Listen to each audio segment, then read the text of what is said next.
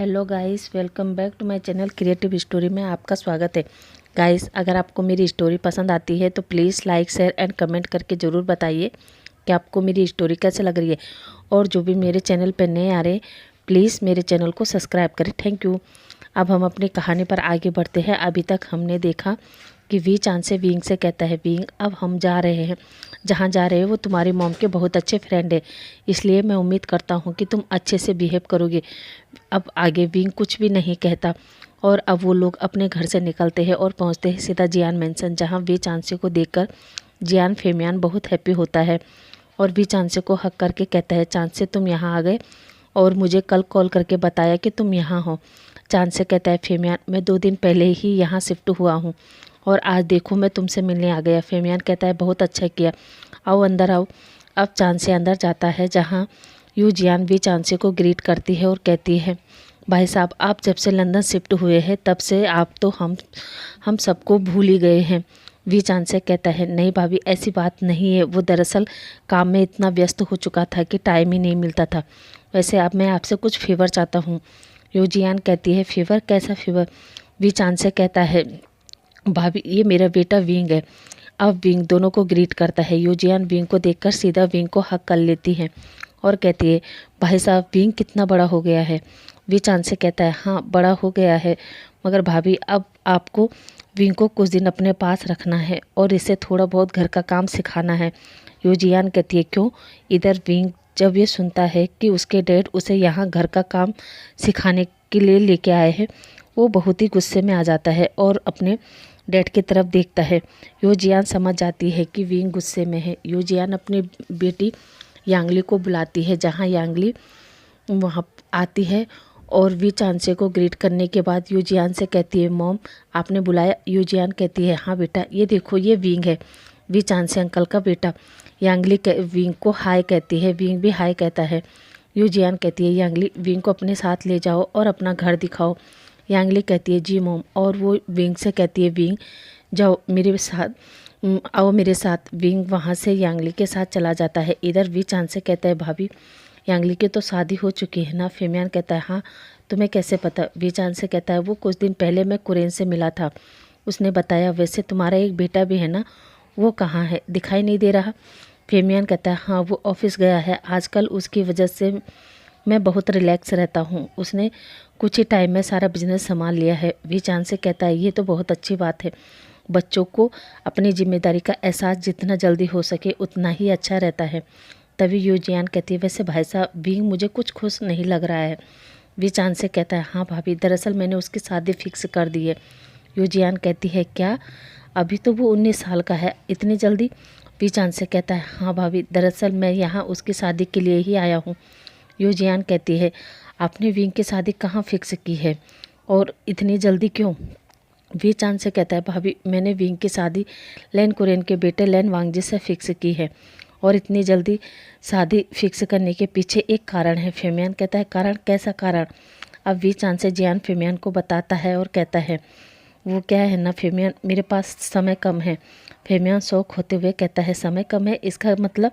We चांद से कहता है हाँ फेमियान, मेरे पास समय कम है, दरअसल मुझे कैंसर है लास्ट स्टेज पर, और तुम्हें तो पता है खानसा मुझे विंग की जिम्मेदारी देकर इस दुनिया से चली गई और मैं शायद अपने विंग की अच्छे से परवरिश नहीं कर पाया और वो काफ़ी बिगड़ गया है। वो सोचता है कि पैसे से वो हर चीज़ खरीद सकता है, उसे प्यार मोहब्बत जैसी चीज़ों में बिल्कुल भी भरोसा नहीं है। वो लंदन में भी दिन रात क्लब में ड्रिंक करना, अपने दोस्तों के साथ घूमना फिरना, बस वो मुझसे भी सही से बात नहीं करता और मुझे डर था कि कहीं मेरे जाने के बाद विंग मेरी प्रॉपर्टी मेरे बिजनेस को डुबा न दे और खुद दाने दाने के लिए मोहताज न हो जाए, क्योंकि उसे दुनियादारी की कोई भी समझ नहीं है, इसलिए मैंने उसकी शादी वांगजी से फिक्स कर दी। फेमियान कहता है चांद से तू इतनी प्रॉब्लम से जूझ रहा था और तूने हमें कुछ नहीं बताया। वी चांद से कहता है ये बात मुझे भी अभी कुछ महीने पहले ही पता चली है, इसलिए किसी को कुछ भी बताने का मौका ही नहीं मिला। फेमियान कहता है क्या ये बात कुरेन को पता है? वी चांद से कहता है नहीं, ये बात केवल हम तीनों को ही पता है, बाकी मैंने किसी को भी इस बारे में नहीं बताया है। आप दोनों से भी रिक्वेस्ट है कि आप ये बात किसी से मत कहना, ख़ास तौर पर विंग से। यूजियान कहती है ठीक है, पर भाई साहब आप हमसे क्या चाहते हैं? वी चांद से कहता है, भाभी मैं कुछ दिन विंग को आपके पास छोड़ना चाहता हूँ, क्योंकि मुझे लंदन वापस जाना होगा, वहाँ का सारा बिजनेस समेटना होगा। इसलिए मैं चाहता हूँ कि आप विंग को अपने पास रखें और उसे थोड़ा बहुत घर का काम सिखाए, क्योंकि मैं नहीं चाहता कि फैमिली में उसे थोड़ी सी भी परेशानी हो। यूजियान कहती है, ओके भाई साहब, आप फिक्र मत कीजिए, हमारे साथ रहकर विंग बहुत कुछ सीख जाएगा, और ना भी सीखेगा तो कोई बात नहीं, वैसे भी लैन फैमिली में उसे घर का काम थोड़ी ना करना है। वी चांद से कहता है, मैं जानता हूँ भाभी कि लैन फैमिली में मेरे बेटे से बहुत प्यार करेंगे, पर फिर भी उसे थोड़ा बहुत तो आना चाहिए ना। और मैं ये भी जानता हूँ कि मेरा विंग आपके पास रहेगा तो आपसे बहुत कुछ सीखेगा। अब उनकी ऐसी ही बातें चलती रहती है, और अब वी चांद से विंग को बुलाता है और कहता है, बेटा मुझे कुछ टाइम के लिए लंदन जाना होगा, तब तक तुम यहाँ अंकल आंटी के साथ रहो, और आंटी तुमसे जो कुछ कहे उसे अच्छे से मानना, ओके। विंग कहता है, पर मैं अपने घर में रह सकता हूँ ना। वी चांद से कहता है, नहीं बेटा, ये जगह तुम्हारे लिए नई है, इसलिए मैं तुम्हें अकेला नहीं छोड़ सकता। और हाँ, मैंने आंटी से कह दिया है, उनके साथ जाकर शादी की शॉपिंग कर लेना। विंग कुछ भी नहीं कहता और गुस्से में वापस चला जाता है। इधर यूजियान वी चांसेस से कहती है, भाई साहब आप फिक्र मत कीजिए, हम विंग को संभाल लेंगे। इतना कहकर वो वहाँ से चला जाता है। इधर विंग वापस से यांगली के कमरे में ही आ गया था। यांगली विंग से कहती है, विंग क्या हुआ? विंग कहता है, कुछ नहीं सीजे, और फिर यांगली के रूम की बालकनी में चला जाता है। कुछ देर बाद यूजियान यांगली के रूम में आती है और यांगली से पूछती है कि क्या विंग यहाँ है? यांगली कहती है, हाँ मॉम, वो बालकनी में खड़ा है। यूजियान विंग को आवाज़ देती है। विंग पलटकर यूजियान की तरफ देखता है और कहता है, जी आंटी। यूजियान कहती है, विंग आओ बेटा, मैं तुम्हें तुम्हारा कमरा दिखा देती हूँ। विंग हाँ में सिर हिलाता है और यूजियान के साथ जाने लगता है। अब यूजियान विंग का कमरा दिखाती है और कहती है, आज से ये कमरा तुम्हारा। विंग यूजियान को थैंक यू कहता है और अब कमरे में आकर वो सीधा अपना फ़ोन निकालता है और न्यूसेन को कॉल करता है, जहाँ न्यूसेन कॉल उठाता है और कहता है, हाँ विंग क्या हुआ? क्या तुमने अपने डैड से बात की? उन्हें बताया कि तुम शादी नहीं करना चाहते हो? विंग कहता है, नहीं है, उन्होंने मुझे कुछ भी बोलने का मौका ही नहीं दिया, पता नहीं वो क्यों मेरे साथ ज़बरदस्ती कर रहे हैं। न्यूसेन कहता है, ओ विंग, मैं तो यही कहूँगा कि तुम या तो अंकल से बात कर लो या फिर उस लड़के से मिल लो। विंग कहता है, कैसे मिलूँ यार? ना तो मुझे उसका नाम पता है और ना ही ये पता है कि वो रहता कहाँ है। न्यूसेन कहता है तो अपने डैड से पूछ लेना। विंग कहता है, कैसे पूछूं न्यूसेन, वो तो वापस लंदन आ रहे हैं। न्यूसेन कहता है, क्या? फिर तू वहाँ अकेला है? विंग कहता है, नहीं, डैड मुझे अपने फ्रेंड के पास छोड़कर गए हैं। और तुझे पता है डैड ने आंटी से क्या कहा? न्यूसेन कहता है, क्या कहा? विंग कहता है, डैड ने आंटी से कहा कि मुझे घर के काम सिखाए। न्यूसेन कहता है, क्या? पर क्यों? कहीं तेरा होने वाला हस्बैंड पुअर फैमिली से तो नहीं है, जहाँ चूल्हा चौका तुझे ही करना पड़े? विंग कहता है, पता नहीं डैड ने किस फटीचर से मेरी शादी फिक्स की है। खैर छोड़ो, ये बताओ वहाँ पर सब कैसा है? तुम बेनिंग सुयान सब ठीक हो ना? न्यूसेन कहता है, हम तो ठीक है, पर विंग तुम अपना ध्यान रखना। विंग हूँ मैं जवाब देता है। अब विंग भी अपना फ़ोन रखता है। तब तक सर्वेंट वहाँ पर आता है और विंग से कहता है, सर आपको मैडम बुला रही है। विंग कहता है, ठीक है मैं आ रहा हूँ। इतना कहकर सर्वेंट वहाँ से चला जाता है। अब विंग नीचे हॉल में आता है, जहाँ यूजियान विंग से कहती है, विंग आओ देखो मैंने लंच बनाया है, आओ लंच कर लो। विंग हाँ में सिर हिलाता है। अब सभी लोग लंच करने के लिए बैठ जाते हैं, जहाँ जियान फीमियान खाना खाते और कहते हैं, वैसे यूँ खाना बनाने में तुम्हारा कोई भी मुकाबला नहीं है, सच खाना बहुत टेस्टी बना है। यूजियान कहती है, फीमियान तुम भी ना? तभी यांगली कहती है, हाँ मॉम, डैड ने तो ये बात सही कही है, खाना बनाने में आपका कोई भी मुकाबला नहीं है। यूजियान कहती है, बस आप चुपके से लंच करो। यूजियान विंग से भी कहती है, बेटा तुम भी खाओ। विंग हाँ में सिर हिलाता है और वो भी एक निवाला खाता है। तो सच में विंग को भी वो खाना सच में बहुत पसंद आता है। विंग यूजियान से कहता है, आंटी खाना सच में अच्छा बना है। यूजियान विंग को थैंक यू कहती है और अब उन लोगों का लंच फिनिश होता है, जहाँ अब विंग बोर फील कर रहा था। वो सोच रहा था कि काश यहाँ कोई उसका फ्रेंड होता तो वो कहीं भी घूमने चला जाता, पर अफसोस यहाँ ऐसा कोई नहीं था। अब विंग सोचता है, ओ गॉड, मैं यहाँ कब तक रहूँगा। अब हम शाम का सीन देखते हैं जहाँ यूजियान डिनर की तैयारी करने जा रही थी, इसलिए वो विंग को किचन में बुलाती है, जहाँ विंग यूजियान के कहने पर किचन में तो चला जाता है, मगर जैसा यूजियान कह रही थी विंग उसका उल्टा कर रहा था, उसे करना ही नहीं आ रहा था। यूजियान परेशान हो जाती है और वो विंग के लिए कहती है, विंग आज के लिए इतना बहुत है, अब बाकी कल। विंग भी हाँ में से इशारा करता है और फिर मुंह लटकाकर बाहर आता है। अब एक स्मक करते हुए कहता है, डैड, आप चाहते हैं ना कि मैं खाना बनाना सीखूं, घर के काम करना सीखूं, पर ऐसा नहीं होगा, बिल्कुल भी नहीं। अब उन लोगों का डिनर फिनिश होता है। पिछले एक हफ्ते में विंग ने थोड़ा बहुत सीखा भी और ना भी।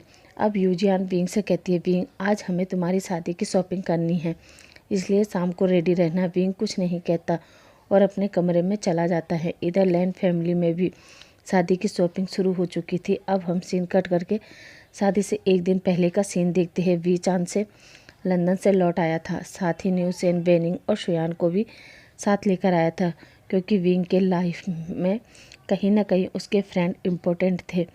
वो सभी विंग से मिलकर बहुत हैप्पी होते हैं। जहाँ न्यू सेन विंग से कहता है, विंग तुम ठीक हो ना। विंग हाँ में सिर हिलाता है। तभी वेनिंग कहता है, मुबारक हो विंग, कल तुम्हारी शादी है। विंग कहता है, वेनिंग तुम बिना, एक तो मेरा सोच सोच के दिमाग ख़राब हो रहा है कि पता नहीं मेरे डैड ने किस फटीचर से मेरी शादी फिक्स की है और तुम मुझे मुबारकबाद दे रहे हो। वेनिंग कहता है, विंग मूड ख़राब मत करो, तुम्हारी दर्द की दवा हम साथ लेकर आए हैं। विंग कहता है, क्या मतलब।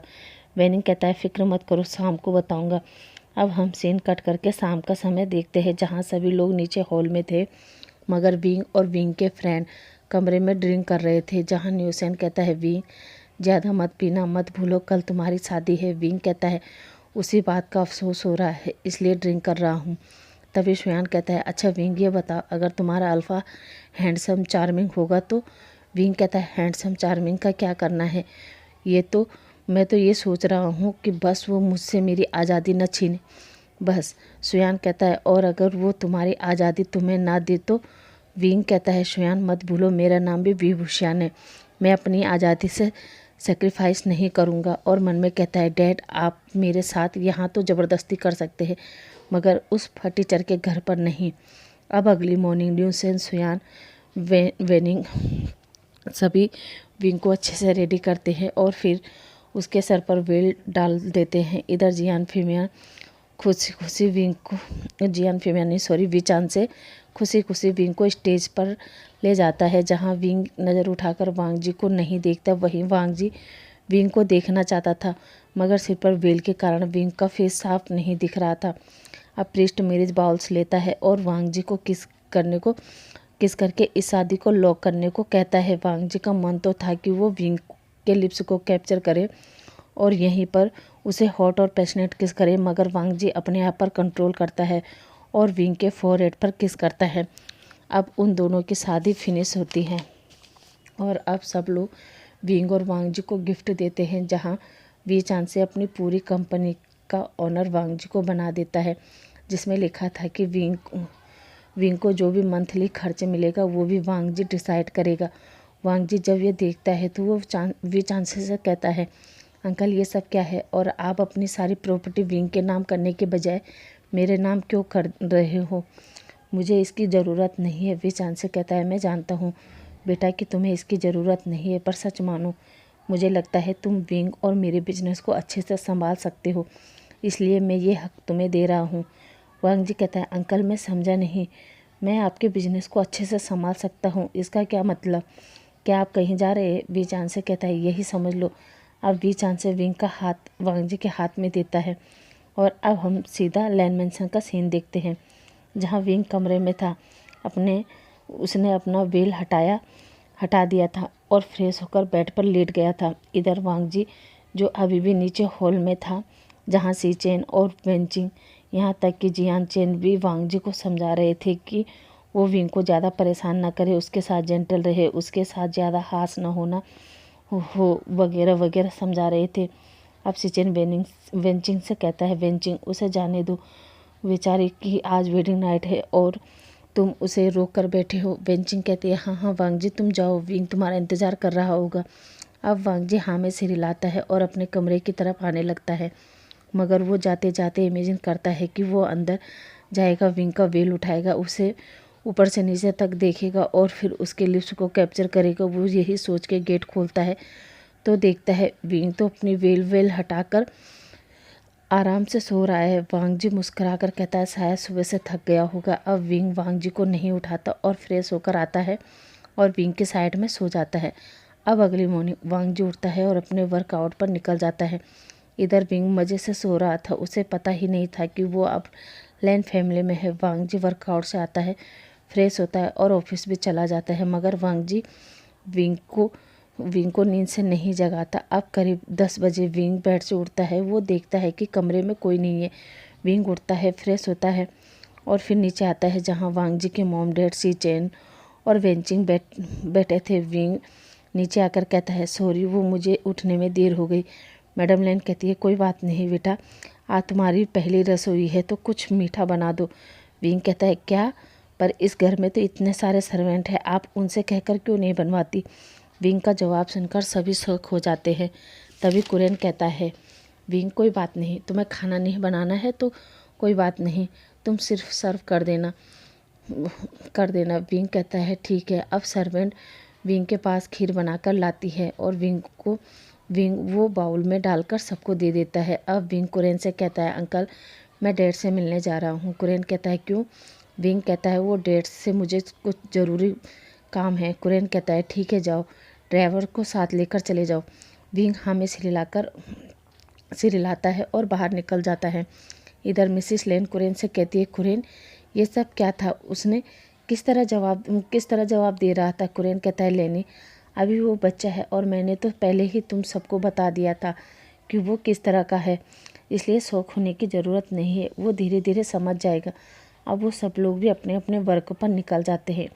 इधर विंग गाड़ी लेकर अपने डैड के पास पहुंच जाता है, जहां विंग के डैड विंग से कहते हैं कि वो सुबह सुबह यहाँ क्या कर रहा है, उसे तो अपने ससुराल में होना चाहिए था, फिर वो यहाँ क्या कर रहा है।